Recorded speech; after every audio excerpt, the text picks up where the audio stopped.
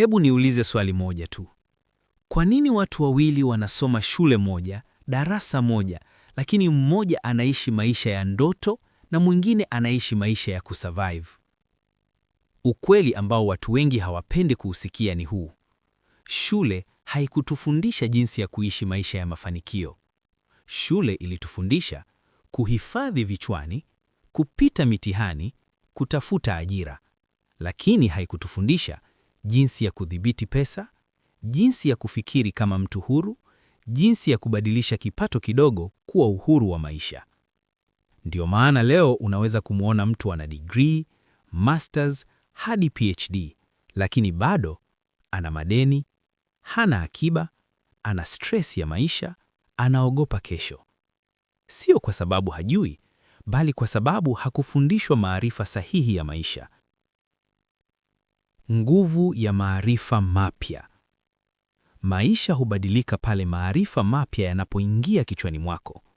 Maarifa mapya hubadilisha mtazamo, hubadilisha maamuzi, hubadilisha matokeo. Hakuna mtu aliyewahi kubadilisha maisha yake kwa kubaki na mawazo yale yale ya zamani. Tajiri hafikiri kama maskini. Mafanikio hayafuatani na bidii pekee, yanafuatana na fikra sahihi. Na fikra sahihi haziji kwa bahati, zinafundishwa. Kalabu kilijua hili. Kuna tofauti ya shule na maarifa binafsi.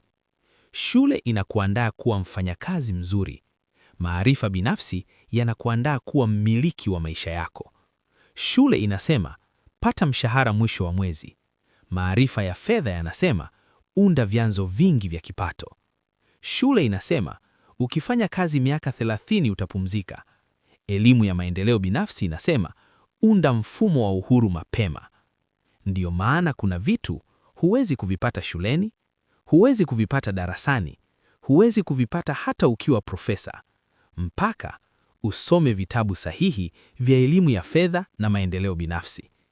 Kama umewahi kuhisi, unafanya kazi sana lakini pesa haikai. Una ndoto kubwa lakini hujui pa kuanzia.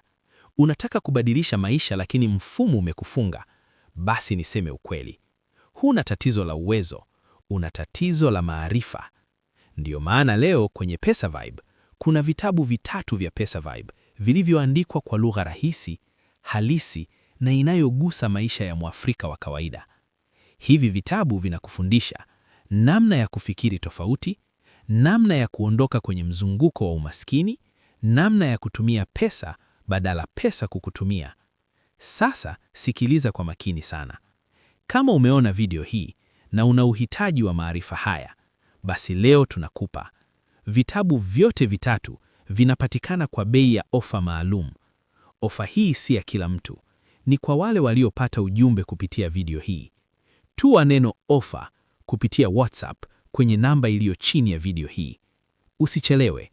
Maarifa yakichelewa na maisha nayo yanachelewa. PesaVibe, maarifa sahihi, mabadiliko ya kweli.